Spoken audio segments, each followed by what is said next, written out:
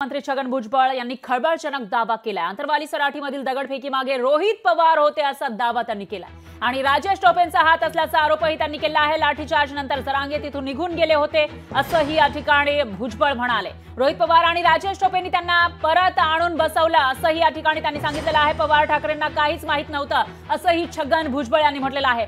छगन भुजबळ जे जरांगे पाटील यांच्यावर नेहमीच टीका करत असतात त्यांच्या विरोधामध्ये भूमिका घेतलेली होती आणि आता मंत्री छगन भुजबळ यांनी मोठा दावा केला आहे। मागच्या वर्षी 1 सप्टेंबरला आंतरवाली सराठीमध्ये जे काही घडलेलं होतं, जी दगडफेक झालेली होती, त्याच्या मागे राष्ट्रवादी एसपीचे आमदार रोहित पवार आणि राजेश टोपे जे राष्ट्रवादी एसपीचे नेते आहेत त्यांचा हात होता असा खळबळजनक आरोप त्यांनी केला।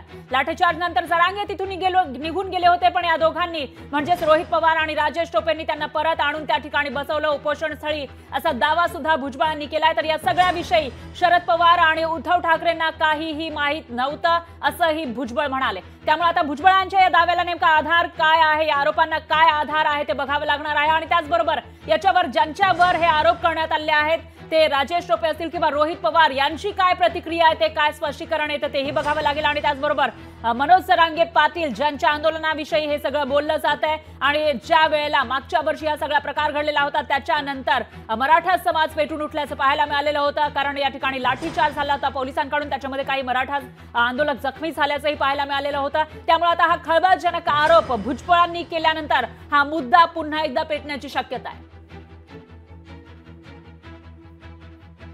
दरम्यान छगन भुजबळांनी नेमका काय आरोप केलाय ते ऐकूया। माझ्या माहितीप्रमाणे जरांगे तिथून निघून गेला होता। रात्री 2 वाजता राष्ट्रवादीचे 2 आमदार, एक स्थानिक आमदार आणि एक रोहित पवार यांची नावं पुढे आली। त्या दोघांनी त्याला परत आणून तिथे बसवला आणि पवार साहेबांना तिकडे नेलं।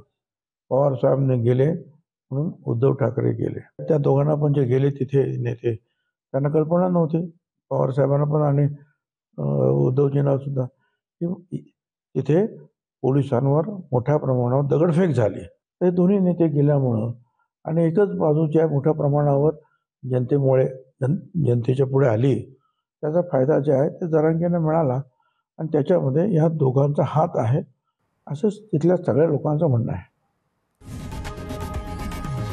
लोकशाही मराठी ऐका, पहा, जागरूक रहा।